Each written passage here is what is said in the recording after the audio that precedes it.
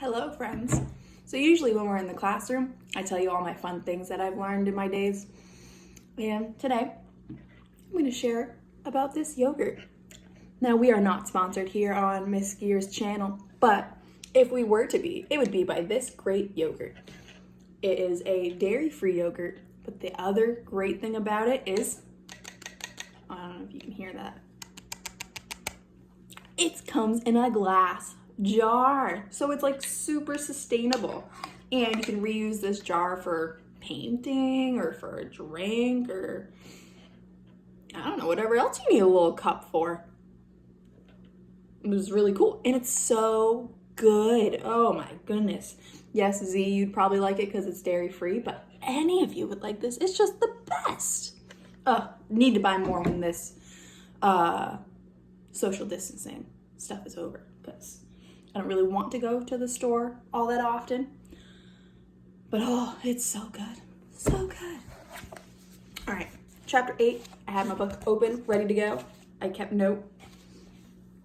All right. Winn-Dixie's bald spot started to grow fur.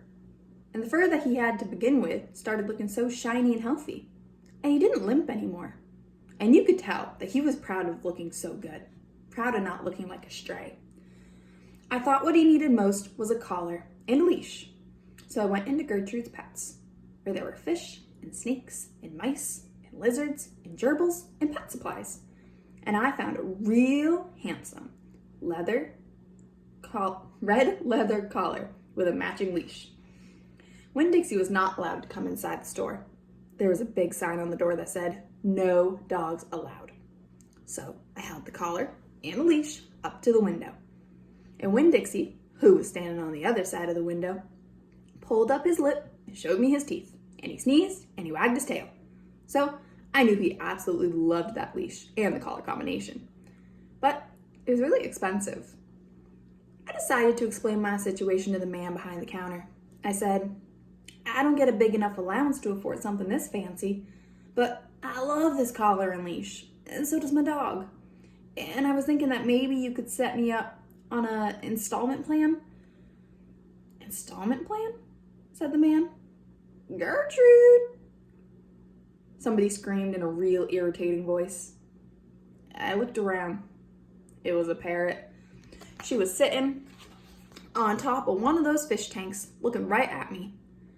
"An installment plan," I said, ignoring the parrot. "You know where I promised to give you my allowance every week and you give me the leash and the collar now?" "I don't think I can do that," said the man. He shook his head. "No, the owner, she wouldn't like that." He looked down at the counter. He wouldn't look at me. He had thick black hair, and it was slick, like Elvis Presley's. He had on a name tag that said Otis. "Or I could work for you," I said. "I could come in and sweep the floors and dust the shelves and take out the trash. I could do that." I looked around Gertrude's Pets. There was sand and sunflower shells and big dust bunnies all over the floor. I could tell it needed to be swept. Said Otis. He looked down at the counter some more. "Gertrude!" the parrot screamed again. "I'm real trustworthy," I said. "I'm new in town, but my daddy is a preacher. He's the preacher at the Open Arms Baptist Church of Naomi. So I'm real honest.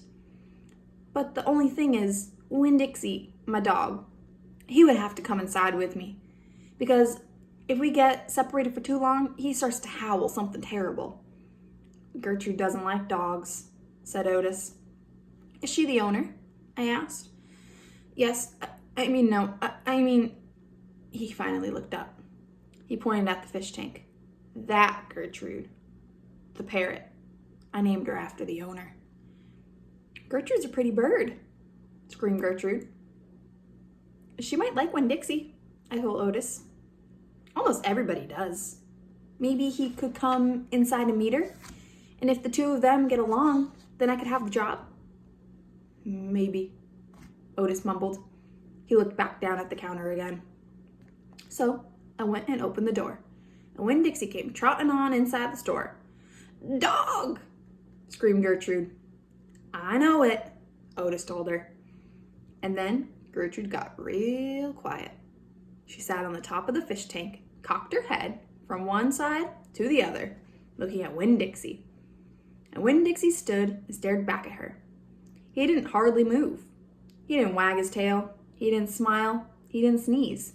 He just stared at Gertrude, and she stared at him. And then she spread her wings out real far and flew and landed on top of Winn-Dixie's head. "Dog," she croaked.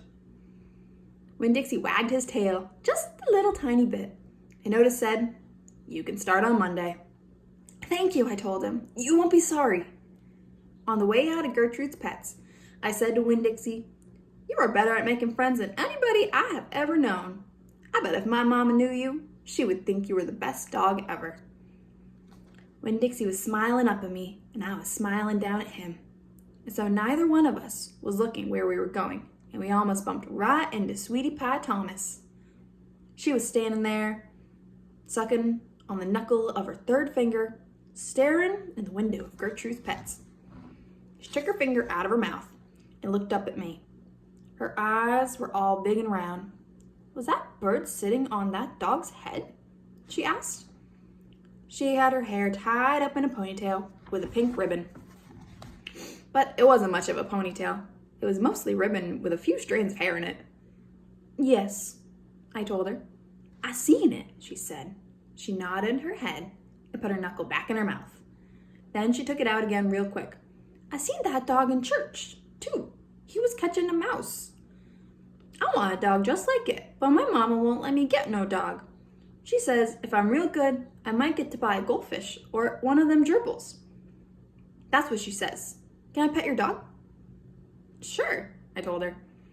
Sweetie Pie stroked Winn-Dixie's head so long and serious that Winn-Dixie's eyes drooped half closed and drool came out of the side of his mouth. "I'm going to be 6 in September. I gotta stop sucking on my knuckle once I'm 6, said Sweetie Pie. "I'm having a party. Do you want to come? The theme is pink." "Sure," I told her. "Can this dog come?" she asked. "You bet," I told her. And all of a sudden, I felt happy. I had a dog, I had a job, I had Miss Franny Block as a friend, and I had my first invitation to a party in Naomi. It didn't matter that it came from a 5-year-old and the party wasn't until September. I didn't feel so lonely anymore. All right, I'm gonna finish my yogurt. See you guys later.